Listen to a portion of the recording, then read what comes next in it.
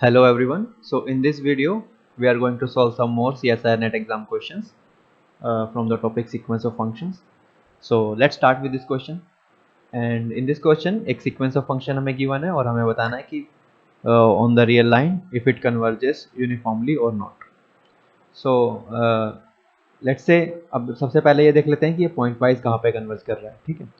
तो if you put x equals to 0, then fn0 will become 0. Okay, because 0 into e power 0, so that means at 0 it is converging towards 0. Now let's put some x non-zero. Okay, let's say x equals to x naught, which is not equals to 0. Then f n x naught will be x naught e power minus n x naught square. अभी both side limit n tends infinity ले लेंगे तो क्या हो जाएगा, अभी ये हो जाएगा, देखो ये चीज़ इन्फिनिटी की तरफ जाएगा, मतलब ये पूरा माइनस इन्फिनिटी की तरफ जाएगा, ई पावर माइनस इन्फिनिटी इज 0, सो ये 0 की तरफ चला जाएगा। तो इसका मतलब पॉइंट वाइज तो ये जो सीक्वेंस ऑफ फंक्शन हमें गिवन है वो 0 की तरफ कन्वर्ज कर रही है। अब हमें ये देखना है कि ये यूनिफॉर्मली कन्वर्ज कर रही है या नहीं। तो उसके लिए हम क्या करेंगे, एम एन निकालेंगे। ठीक है, m n is nothing but supremum of x e power minus n x square minus 0 on the whole real line. Domain ये गिवन है, ठीक है। तो अब क्या करेंगे, इसका सुप्रीमम कैसे निकाल सकते हैं, डेरिवेटिव लेके।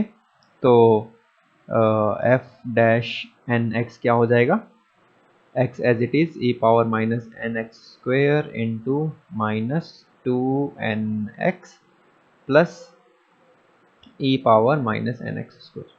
ओके, तो यहाँ से e power minus n x square आ जाएगा कॉमन, तो ये बच जाएगा माइनस 2nx स्क्वेयर प्लस 1, और इसको रख देंगे 0 वो क्रिटिकल पॉइंट निकालने के लिए। तो ये तो 0 हो नहीं सकता, इसका मतलब इसको 0 होना पड़ेगा। सो वी विल गेट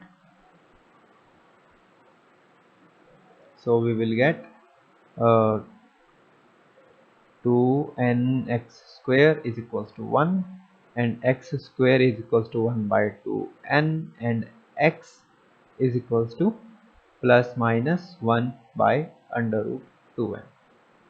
ठीक है, ठीक है।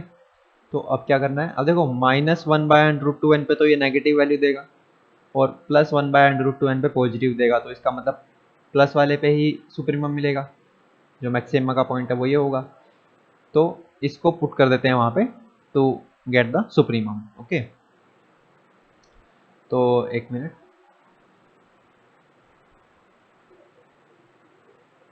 देखो फंक्शन कंटिन्यूअस है और उसके क्रिटिकल पॉइंट्स मिल रहे हैं, तो इसका मतलब सुप्रीमम बीच में ही मिलेगा। अगर फंक्शन का कोई भी क्रिटिकल पॉइंट नहीं होता है जब, तो सुप्रीमम जो है वो एंड पॉइंट्स पे मिलते हैं जिस भी इंटरवल में वो फंक्शन डिफाइन है। ठीक है, तो यहाँ तो ये क्रिटिकल पॉइंट मिल रहा है, मतलब सी सुप्रीमम बीच में ही कहीं इस पॉइंट पे मिलेगा। Now let's put this into the function to get the mn। so now mn will be x, which is 1 by under root 2n into e power minus n into x square, which is 1 by 2n, n से n cancel हो जाएगा, तो mn बन जाएगा 1 by under root 2n into E power minus 1 by 2। Okay, तो अब देखेंगे जब ये mn बन चुका है, तो अब हमें देखना है कि n को बढ़ाने से mn कहाँ जा रहा है। So if we increase n then clearly we can see mn is going to 0। So mn tends to 0 as n tends to infinity. तो इसका मतलब the given sequence of function is uniformly convergent on R। ठीक है, so the next question is this and this question is from part C. तो इसका मतलब इसके more than one answer correct हो सकते हैं। तो इसमें एक सीक्वेंस ऑफ फंक्शन गिवन है जिसके बारे में हमें बताना है कि ये किस इंटरवल में पॉइंट वाइज या यूनिफॉर्मली कन्वर्ज करती है। तो इसको पहले देख लेते हैं कि ये पॉइंट वाइज कहाँ पे कन्वर्ज कर रही है on the real line. So if you put x equals to 0 then fn0 is 1, and if you put x is equals to some x naught which is not equals to 0, then fn x naught is 1 by 1 plus n square x not square, और अभी अगर दोनों side limit ले लें तो limit n tends to infinity f N x not is equals to, तो ये infinity की तरफ जाएगा तो ये जीरो हो जाएगा। ओके, तो यहाँ से हम बोल सकते हैं कि पॉइंट वाइज फंक्शन कहाँ पे कन्वर्ज कर रहा है। मान लेते हैं कि वो एफ एक्स पे कन्वर्ज कर रहा है पॉइंट वाइज, तो एफ एक्स क्या बन रहा है, ये जीरो सॉरी ये 1 बन रहा है व्हेन एक्स इज जीरो, और 0 बन रहा है when x is not equal to 0। ठीक है, तो ये पूरे के पूरे रियल लाइन पे ये जो सीक्वेंस ऑफ फंक्शन है वो पॉइंट वाइज यहाँ पे इस फंक्शन पे कन्वर्ज कर रही है। Fine, now let's check this option, F N converges point wise on this. अब देखो पूरी रियल लाइन पे पॉइंट वाइज कन्वर्ज कर रहा है, मतलब इस इंटरवल पे तो करेगा ही, to a continuous function. Okay, ये पर ये जो जिस फंक्शन पे कन्वर्ज कर रहा है वो कॉन्टिन्यूस नहीं है ना, इस इंटरवल में, ये जो इंटरवल गिवन है इसमें कॉन्टिन्यूस नहीं है, तो इसका मतलब यहाँ तक तो बात ठीक थी, पर टू ए कॉन्टिन्यूस फंक्शन बोल दिया, इसका मतलब गलत हो गया, तो इसका मतलब ये ऑप्शन गलत हो गया। Now f N converges uniformly on this. Okay, देखो ये सारे के सारे फंक्शन जो हैं वो कॉन्टिन्यूस हैं, ठीक है, और जब कॉन्टिन्यूस फंक्शन यूनिफॉर्मली कन्वर्ज करते हैं तो वो किसी कॉन्टिन्यूस फंक्शन पे ही कन्वर्ज करते हैं। ठीक है, अगर ये कन्वर्जेंस पॉइंट वाइज ना होकर यूनिफॉर्मली होता तो ये फंक्शन भी फिर कंटिन्यूस होना चाहिए था, क्योंकि वो कंटिन्यूस फंक्शन की सीक्वेंस है। ठीक है, और ये फंक्शन की सीक्वेंस कंटिन्यूस कैसे है, क्योंकि ये जो 1 plus n square x square ये जो नीचे गिवन है कभी जीरो नहीं होगा, क्योंकि अगर तुम इसको जीरो रखते हो और यहाँ से एक्स निकालते हो तो x square is -1 by n square, तो अब क्या करोगे, एक्स तो फिर इमेजिनरी आएगा, तो हम इसका मतलब ऐसा एक्स एग्जिस्ट ही नहीं करता जो इसको जीरो कर दे, तो इसका मतलब ये सारे के सारे फंक्शन कॉन्टिन्यूस हैं, और कॉन्टिन्यूस हैं तो फिर इनका यूनिफॉर्मली कन्वर्जेंट अगर होता कोई लिमिट तो वो भी कॉन्टिन्यूस होना चाहिए था। ठीक है, तो ये ऑप्शन भी हो गया गलत। अब देखते हैं f N converges uniformly on this. अच्छा, अगर सिर्फ इसकी बात करें, ठीक है, लेट्स से कोई एफ एस ले लेता हूँ, चलो ठीक है, एफ एस ऑफ एक्स, तो ये क्या बन जा रहा है, ये तो जीरो ही हो जा रहा है ना, for all x belongs to 1/2 से 1, इस इंटरवल के बीच में तो जीरो ही हो जा रहा है, और ये तो कॉन्टिन्यूस भी है ना, ये तो कॉन्टिन्यूस भी है। चलो अब देखते हैं कि इस इंटरवल में यूनिफॉर्मली कन्वर्ज करता है या नहीं ये फंक्शन। ठीक है, अब पूरे आर की बात नहीं हो रही है ना, या फिर इसकी बात भी नहीं हो रही है, सिर्फ इस इंटरवल की बात हो रही है जिसमें जीरो नहीं है। ठीक है, so let's try to find out. तो अभी क्या करेंगे, वही सेम मेथड लगाएंगे, एम एन निकालने का ट्राई करेंगे। तो m n will be, m n is supremum of 1/1 plus n square x square in this interval. ठीक है ना, 1/2 से 1 जो इंटरवल दिया है इसमें सुप्रीमम निकालना है हमें। ठीक है, ये -0 भी होता है, हमेशा इसको याद रखना, क्योंकि फंक्शन 0 पे पॉइंट वाइज कन्वर्ट कर रहा है इसलिए -0 है, अदरवाइज अगर फंक्शन 1 पे करता तो यहाँ 1 आना जरूरी था। ठीक है, तो हर केस में -0 नहीं होती, so you have to remember that. Now इसका सुप्रीमम क्या होगा,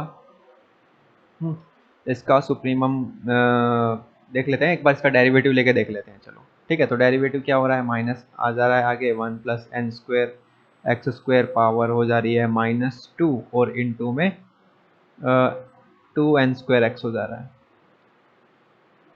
ठीक है, और अब इस इंटरवल की बात करें तो ये देखो नेगेटिव रहेगा, ये जो डेरिवेटिव है, क्योंकि ये चीज़ पॉजिटिव रहेगी, ये भी पॉजिटिव रहेगा, और आगे नेगेटिव लगाएं तो इसका मतलब डेरिवेटिव हमेशा नेगेटिव रहेगा, जीरो तो हो ही नहीं सकता, हमेशा नेगेटिव रहेगा, और हमेशा नेगेटिव रहेगा का क्या मतलब है कि फंक्शन क्या है, डिक्रीजिंग है, स्ट्रिक्टली डिक्रीजिंग है, और जब फंक्शन डिक्रीजिंग है तो उसके जो क्रिटिकल पॉइंट जो जो सुप्रीमम है वो एंड पॉइंट्स में मिलेगा, यानी या तो 1/2 पे मिलेगा या 1 पे मिलेगा, और डिक्रीजिंग है ना तो 1/2 पे मिलेगा, क्योंकि वो आगे चलते चलते डिक्रीज हो रहा है।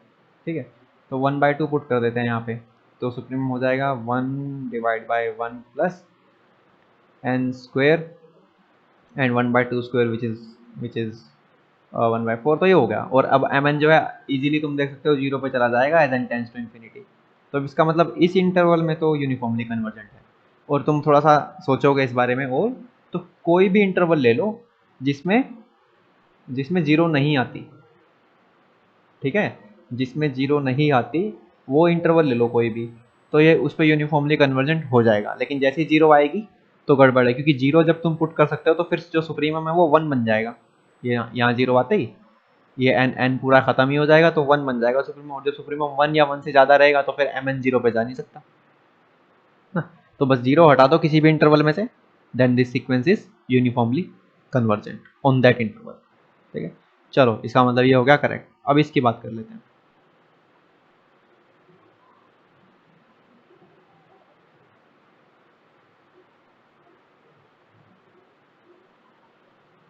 अब देखो इसमें अभी हमने क्या बात की, बस जीरो हटा दो, वहाँ पे यूनिफॉर्मली कन्वर्जेंट है। तो इसका क्या मतलब है, अगर मैं डोमेन सिर्फ ये ले लूँ, ठीक है, डोमेन सिर्फ इसमें कहीं जीरो नहीं है, ठीक है, इसका मतलब अगर डोमेन मैंने ये ले लिया तो इस डोमेन पे भी यूनिफॉर्मली कन्वर्जेंट होगा। और अगर कोई sequence of function uniformly convergent है किसी इंटरवल पे, तो उस इंटरवल पे जब मैं इंटीग्रल करूँगा तो वो लिमिट अंदर जा सकती है। ठीक है, देखो कई क्राइटेरिया होते हैं लिमिट को अंदर भेजने के। एक तो होता है ये यूनिफॉर्मली कन्वर्जेंट उस इंटरवल पे है या नहीं। दूसरा होता है कि एक है ना वो मोनोटोन कन्वर्जेंस थ्योरम, कि वो अगर function sequence of function decreasing हो और क्या कहते हैं उसकी डोमेन पॉजिटिव नंबर्स की हो, तो वो मोनोटोन कन्वर्जेंस थ्योरम लगा सकते हैं। एक डोमिनेटेड कन्वर्जेंस थ्योरम है कि कोई एक डोमिनेट करने वाला फंक्शन मिल जाए जो खुद इंटीग्रेबल हो, तब भी हम लिमिट को अंदर भेज सकते हैं। Okay, so there are few criterias which I have already discussed in the previous videos. तो अब यहाँ पे तो यूनिफॉर्मली कन्वर्जेंट होगा इस इंटरवल पे, इसका मतलब इस इंटरवल पे जो भी इंटीग्रेशन लिया जाएगा उसकी लिमिट अंदर जा सकती है। This means this is correct. Okay, so the next question is this, and it is from part B, so only one answer is correct, and this question is actually very easy. तो इस question में जैसे कि हमें ये sequence of function given है, ठीक है, तो इसका हमें बताना है कि ये मोनोटोनिक है या नहीं। पहले तो ये देखते हैं। चलो ये बताओ, अगर एफ एन जो है वो क्या है, एफ एन एक्स क्या है, 1/n² प्लस एक्स स्क्वेयर, और एफ एन प्लस 1x क्या है, वो है 1/n+1² into plus x square. तो इन दोनों में से बड़ा कौन होगा? देखो इसके डिनोमिनेटर में बड़ी टर्म आ गई, इसका मतलब ये छोटा होगा, है ना। तो इसका मतलब एफ एन एक्स जो है वो बड़ा होगा एफ एन प्लस 1x से। तो इसका मतलब सीक्वेंस तो मोनोटोनिकली डिक्रीजिंग है। ठीक है, तो मोनोटोनिक तो है, तो पहला ऑप्शन कह रहा है कि सीक्वेंस इज मोनोटोनिक। दूसरा कह रहा है नॉट मोनोटोनिक, मतलब ये गलत। ये कह रहा है इज मोनोटोनिक, चलो ये हो सकता है सही शायद। और ये बोल रहा था सीक्वेंस इज नॉट मोनोटोनिक, ये भी गलत, क्योंकि मोनोटोनिक है वो तो पहले ही पता चल गया। तो जो नॉट मोनोटोनिक बोल रहे हैं उनको हटा दिया। अब देखते हैं कन्वर्जेंस के बारे में क्या हो रहा है। ठीक है,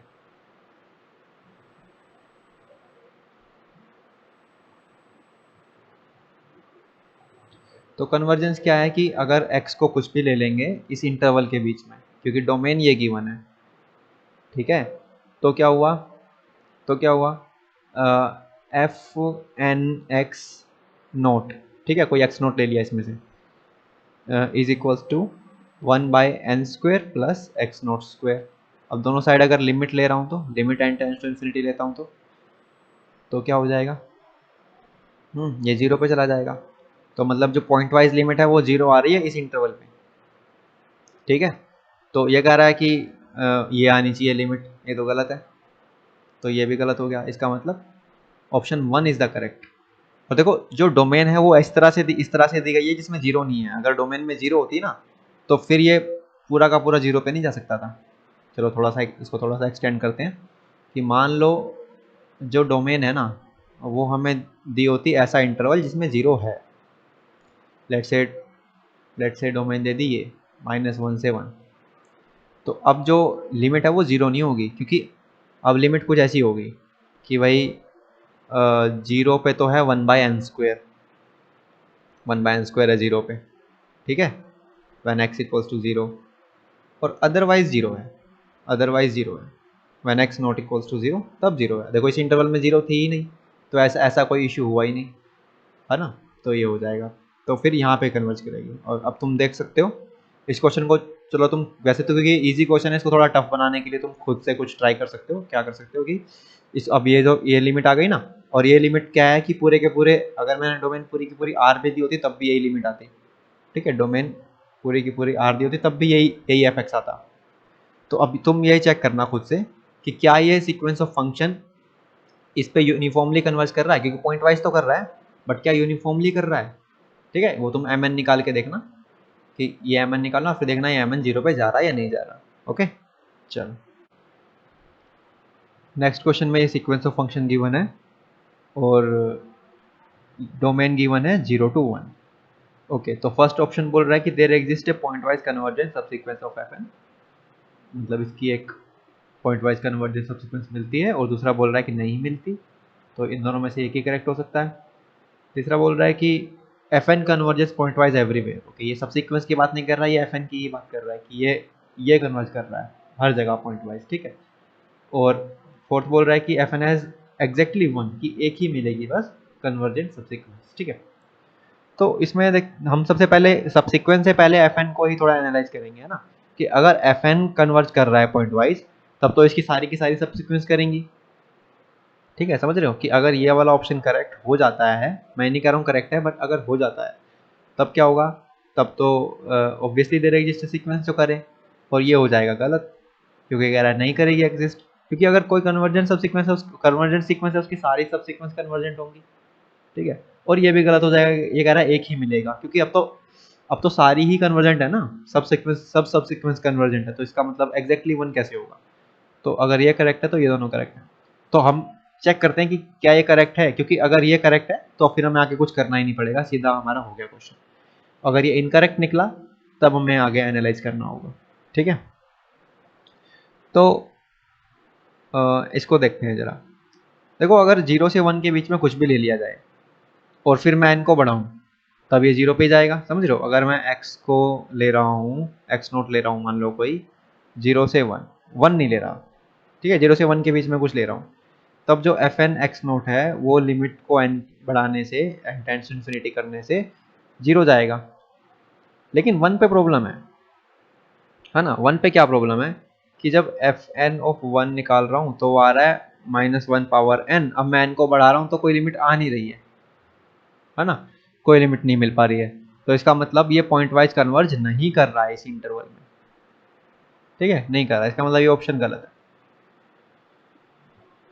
ठीक है, पॉइंट वाइज कन्वर्ज नहीं, इसका एवरीवेयर से इसका मतलब है जो गिवन डोमेन है उसमें। ठीक है, तो ये कर नहीं रहा है। अब क्या करें, अब देखते हैं सब सीक्वेंस के बारे में। क्या मैं कोई इसकी सब सीक्वेंस बना सकता हूँ जो उस पर चली जाए, क्या कहते हैं, जो कन्वर्ज कर जाए बेसिकली। ठीक है, कोई कन्वर्जेंट सब सीक्वेंस बना सकता हूँ, बताओ कैसे बना सकते हैं। क्या कर सकते हैं कि पहले मैं ले लूँगा f1x। ठीक है, f1x कैसा दिखेगा, ऐसा दिखेगा -x टाइप का। फिर मैं ले लूँगा f3x, f3x लूँगा तो वो होगा -x³ ऐसा। फिर मैं ले लूँगा f5x। ठीक है, ऐसे करके मैं ओड लेता रहूँगा बस। तो ये जो सबसीक्वेंस बनेगी क्या ये पॉइंट वाइज कन्वर्ज कर रही है। देखो, तो दिक्कत सिर्फ 1 पे थी क्योंकि बाकी तो वैसे भी 0 पे जा ही रहे, दिक्कत सिर्फ 1 पे थी, और अब वो जो 1 वाली दिक्कत है वो सोल्व हो चुकी है, क्योंकि अब क्या होगा, जो f, इसको अगर मैं m बोलूँ, fm जो 1 मिलेगा, fm1 तो वो मिलेगा -1 पावर m, और ये जो m है ये ओड रहेगा, इसका मतलब -1 रहेगा। ठीक है, तो ये -1 -1 -1 -1 ये मिलता रहेगा, मतलब कन्वर्ज कर जाएगी सीक्वेंस, है ना। कैसे, वो सब सीक्वेंस कहाँ कन्वर्ज करेगी, वो सब सीक्वेंस ये वाली जो ओड वाली मैं ले रहा हूँ, ये कहाँ पॉइंट वाइज कहाँ कन्वर्ज करेगी कि भाई -1 है 1 पे when x equals to 1, और बाकी जगह है 0 when x not equal to 1। तो यहाँ पे इस पॉइंट वाइज कन्वर्ज कर गई, और इसका मतलब देयर एग्जिस्ट है सीक्वेंस। ऐसे ही मैं करके ओड ना लेके इवन वाले ले लूँ तो, है ना, f2 f4 f6 ऐसे करके इवन वाले ले लूँ तो वो भी एक सब सीक्वेंस है, और वो कहाँ कन्वर्ज करेगी, है ना, f2 ले लिया, f4 ले लिया, f6 ले लिया, तो अब उसकी क्या लिमिट आएगी, उसकी लिमिट आएगी ये, है ना। तो एक और सीक्वेंस मिल गई, एक और सब सीक्वेंस मिल गई जो कन्वर्जेंट है। तो इसका मतलब क्या हुआ, ये कह रहा था कि एक ही, ये कह रहा है एग्जैक्टली 1 मिलेगी, ये भी गलत है क्योंकि हमने 2 ढूंढ के दिखा दी। ओके, ये कह रहा है एफ एन हैज़ नो, ये कह रहा है एक भी नहीं मिलेगी, ये तो ऑब्वियसली गलत है क्योंकि हमने तो 2 ढूंढी है।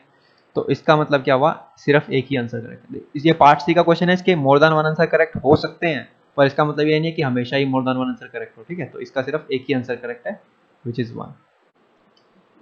तो नेक्स्ट क्वेश्चन में देखो हमें एक एफ एक्स दिया हुआ है। ठीक है, और ये एफ एक्स थोड़ा इस तरह से दिया हुआ है समेशन के टाइप में, और ये जो फंक्शन है ना, ये जो बीच में है, इसको बोलते हैं कैरेक्टरिस्टिक फंक्शन। यानी कि इस इंटरवल के बीच में अगर x जाएगा तब ये वैल्यू 1 देगा, और इस इंटरवल से बाहर जाएगा अगर x तो फिर ये वैल्यू 0 देगा। ठीक है, तो जैसे ये जो फंक्शन है इन्होंने अलग से बताया भी हुआ है कि अगर a में जाएगा x तब तो वो 1 दे देगा, अगर a से बाहर जाएगा तो वो 0 देगा। ठीक है, तो इसी का यूज़ करके हमें इस f(x) को एक्सप्लिसिटली निकालना है, क्योंकि हम f(x) को एक्सप्लिसिटली निकाल पाएंगे तभी हम अच्छे से बता पाएंगे कि ये मोनोटोनिक है नहीं, कॉन्टिन्यूस है नहीं, एंड ऑल थिंग, है ना।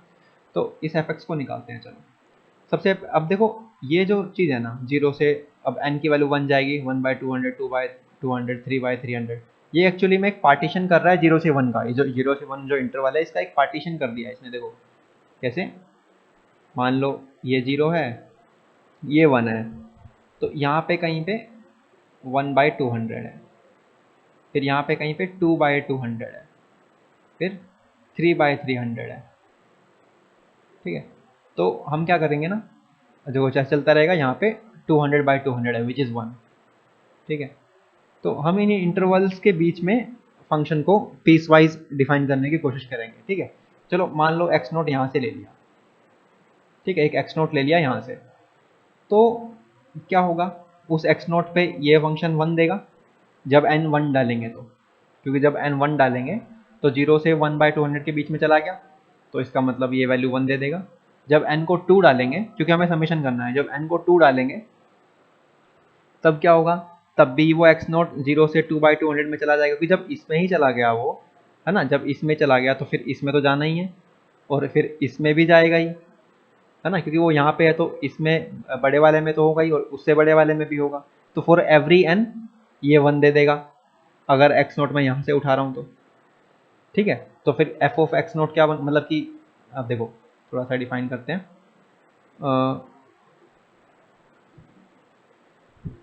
क्या बन गया, f of x is equals to 1 plus 1/2 power 6 plus 1/3 power 6, क्योंकि ये 1 दे रहा है हर बार, है ना, चलता रहेगा 1/200 पावर 6। कब, जब x जो है वो 0 से 1/200 के बीच में है। ठीक है, अब ऐसे ही, अब यहाँ ना लेके x नोट को मान लो मैं यहाँ लेता हूँ। ठीक है, देखो ओके, तो अब x नोट को हम यहाँ पे ले लेते हैं। तो अब क्या होगा, पहले वाले में तो गया नहीं, तो जब n1 जाएगा तो ये 0 देगा, तो पहली वाली टर्म लेगा ही नहीं, 0 से मल्टीप्लाई कर देगा उसको। लेकिन यहाँ चला गया, अब यहाँ चला गया तो फिर उससे बड़े वाले सब में जाएगा, तो इसका मतलब ये वाली टर्म 0 हो जाएगी, 0 प्लस बाकी सब सेम रहेगा।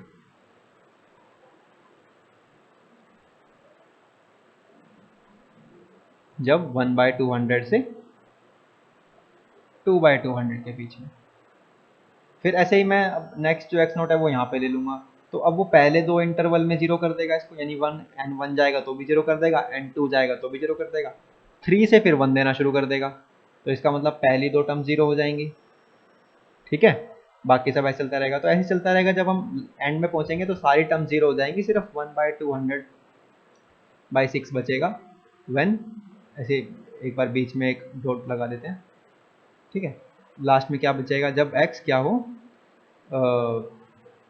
लास्ट में क्या बचेगा, 199/200 से 200/200 के बीच में, यानी जो लास्ट में जो यहाँ पे एक छोटा सा इंटरवल आएगा।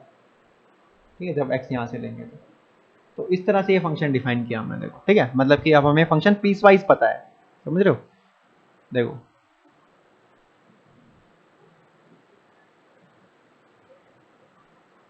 क्या हो गया कि ये जो अगर पूरी ये 0 से 1 इंटरवल है, अब हमें फंक्शन की वैल्यू इस इंटरवल के बीच में पता है, इस इंटरवल के बीच में पता है, इसके बीच में पता है ना, ऐसे इसके बीच में पता है, इसके बीच में पता है, ऐसे करके हमने डिफाइन उसको निकाल लिया है। तो अब हम यहाँ से देखना चाहते हैं कि क्या फंक्शन, देखो ये कॉन्स्टेंट नंबर है और ये भी एक कॉन्स्टेंट नंबर है, यानी कि 0 से 1/200 के बीच में फंक्शन कॉन्स्टेंट है। देखो फंक्शन अगर तुम बनाना चाहो ना, इसको थोड़ा सा बनाना चाहो तो कैसा दिखेगा, 0 से 1/200 मान लो यहाँ है, तो ये कांस्टेंट नंबर ही तो है, मान लो ये ऐसा है, ठीक है। और अभी क्या हुआ, एक मिनट यहाँ नहीं लेते हैं, इसको थोड़ा ऊपर लेते हैं, मान लो ऐसा है, और अभी क्या हुआ, एक टर्म हटा दी इसमें से 0, तो अब फंक्शन कम हो गया, यानी नेक्स्ट इंटरवल में फंक्शन जो 2/200 वाला इंटरवल है नेक्स्ट, यहाँ ये वाला, उसमें फंक्शन थोड़ा और कम है, ठीक है। फिर नेक्स्ट जो है उसमें तो 2 टर्म चली गई, उसमें थोड़ा सा और कम हो जाएगा, ऐसे चलता रहेगा, है ना, 1 तक आते आते ऐसे हो जाएगा। तो इस तरह का फंक्शन है। क्या ये कंटिन्यूस है, क्योंकि देखो ये और ये तो बराबर नहीं है ना, तो मतलब ये जो एंड पॉइंट्स है उन पे कंटिन्यूस ही नहीं है, 1/200 पे कंटिन्यूस नहीं है, 2/200 पे कंटिन्यूस नहीं है ना, यहाँ पे देखो कंटिन्यूस नहीं है, यहाँ पे कंटिन्यूस नहीं है, यहाँ पे कंटिन्यूस नहीं है, तो ये कंटिन्यूस तो है नहीं। क्या ये मोनोटोनिक है, देखो फंक्शन डिक्रीज हो रहा है, जैसे जैसे मैं आगे जा रहा हूँ एक्स में, ऐसे ऐसे फंक्शन धीरे धीरे नीचे आ रहा है, स्ट्रिक्टली नहीं हो रहा है पर मोनोटोनिकली डिक्रीज हो रहा है, तो इसका मतलब मोनोटोनिक तो है। और ये जो डिसकंटिन्यूटी है वो फाइनाइट पॉइंट्स पे है ना, फाइनाइट नंबर ऑफ पॉइंट पे डिसकंटिन्यूटी है, तो ये रीमन इंटीग्रेबल है इजीली, और एवरी रीमन इंटीग्रेबल इज लेबेग इंटीग्रेबल। तो क्या हो गया, 1, 2 and 4 आर करेक्ट,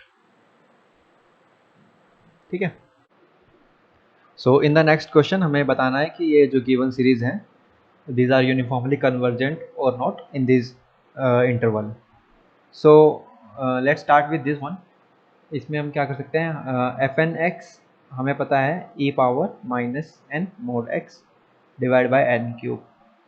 तो जो mod of F N x है वो हमेशा लेस रहेगा, लेस देन इक्वल टू रहेगा 1/n³ के, क्योंकि देखो this thing is nothing but 1/e power n mode x n³, है ना। तो और ये जो चीज़ है ये हमेशा 1 से बड़ी रहेगी when this number is positive, और ये नंबर तो पॉजिटिव रहेगा हमेशा बिकॉज मोड लगा हुआ है। तो इसका मतलब f N x is always less than equals to 1/n³, और बट और ये सीरीज जो है 1/n³ ये कन्वर्ज करती है बाय पी टेस्ट, बिकॉज ये 3 is greater than 1 whenever n by p and p is greater than 1, तो ये सीरीज कन्वर्ज करती है बाय पी टेस्ट, है ना। और एक डोमिनेट करने वाली सीक्वेंस मिल गई जिसकी सीरीज कन्वर्ज कर रही है ना। तो इसका मतलब इसको कन्वर्ज करना होगा uniformly by Weierstrass M test, ठीक है। Using the Weierstrass M test we can say this is uniformly convergent. चलो ये तो करेक्ट हो गया। Now we have to check this one, इसमें भी हम सेम प्रोसीजर लगा सकते हैं, like mod of F N x is less than equals to 1/n⁵, क्योंकि ये तो -1 से 1 के बीच में रहेगा, so we can do this. और अभी 1/n⁵ कन्वर्ट कर जाएगा अगेन बाय पी टेस्ट, ठीक है ना, कन्वर्ट कर जाएगा, तो इसका मतलब इसको भी यूनिफॉर्मली कन्वर्ट करना पड़ेगा, ठीक है। अभी थर्ड वन पे आते हैं। थर्ड वन इज दिस, इसको हम क्या लिख सकते हैं, इसमें जो एफ एन एक्स है देखो उसका जो मोड होगा वो क्या होगा,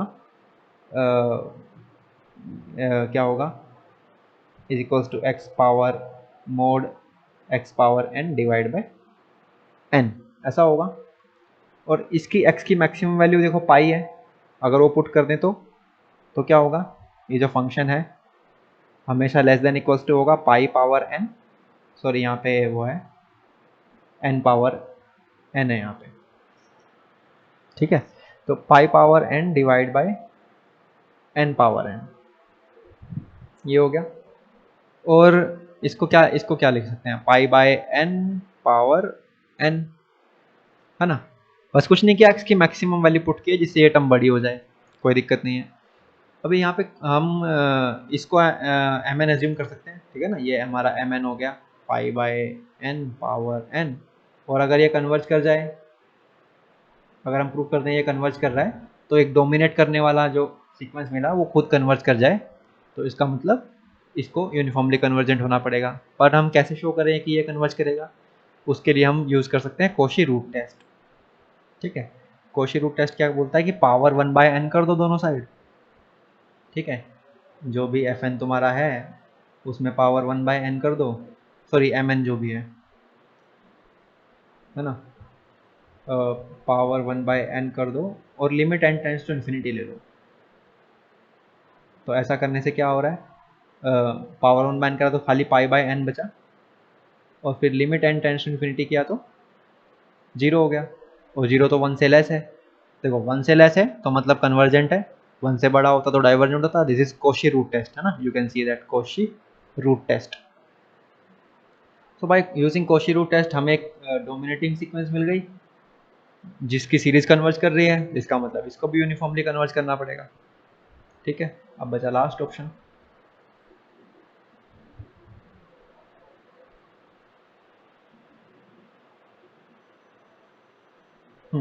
तो लास्ट ऑप्शन में क्या हुआ, हम ले लेते हैं इसको, इसको देखो, इसको क्या लिख सकते हैं हम, इसको लिख सकते हैं 1/x + pi power 2 summation n = 1 to infinity 1/n²।